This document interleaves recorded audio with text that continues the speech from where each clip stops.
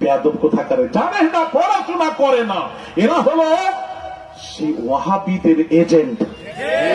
এইভাবে কথা বলে। আপনারা জানেন না, 4 পুত্র সন্তান যখন তারা ইন্তেকাল করলো, দোয়া করছে বাবাজি, শোনেন, নবীজির 4 পুত্র সন্তান ইন্তেকাল করলো, তখন মক্কার কাফেররা বলতে লাগলো আবতার নবী, নির্বংশ নবী।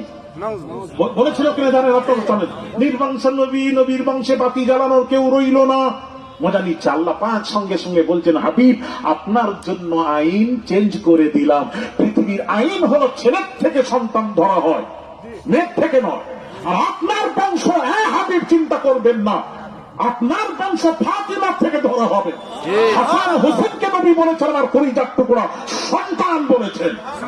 এই জন্য নবীর আইন হলো, এই জন্য কোরআন নাযিল হলো, ইন্না শামিআকা হুয়াল আবতার। হাবিব, যারা আপনাকে